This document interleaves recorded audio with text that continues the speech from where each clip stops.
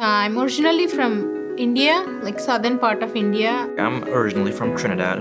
I'm from Boyertown, Pennsylvania. I grew up in Anaheim, California. Also grew up part of my childhood in India with my grandparents. Well, I think we have a mix of residents from different countries, and they share their cultural values with us.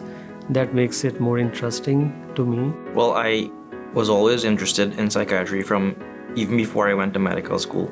So I think I kind of went to medical school with the intention that I would probably become a psychiatrist.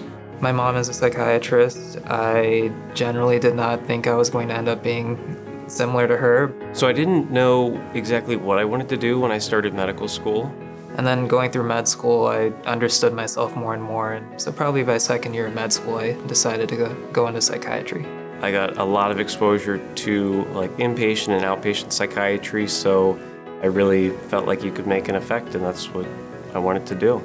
So I'm surprised by the quality of applicants that we received. We got like 800 applications for those 4 spots. It takes a lot of courage to agree to join a program that is just starting. Coming into a new program, I knew we would have some challenges.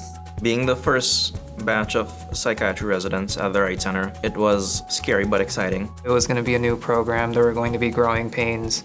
There were some growing pains, so to speak. But I thought that I would have a greater chance to have a bigger impact in the way the program was going to develop. Along with Dr. Chandragiri, he did give us like an opportunity to build the program with him. One of the reasons why I chose this program over all the other programs was because of that. Felt as though we've had a lot of input into the program, and faculty have been like very receptive to that, so I think that's been great. There are very few training programs, maybe less than 10 nationwide, that train the residents entirely in integrated care settings. So that's very unique about our program. To get trained in such kind of model where primary care and psychiatry are integrated is a very unique experience. What sets this program apart from others is that it is primarily community-based. There aren't many residency programs which are based in community settings like Scranton. Most of them are based out of big academic institutions in big cities. And I think the best part of getting trained in a community program is you see the underserved, the sickest of the sick patients.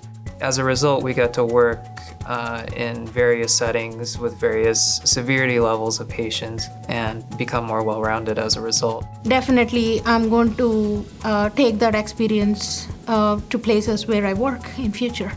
So one of the most profound things for me during residency, of course, in addition to all the knowledge and learning, was that I got married and we just had our first son, our first child.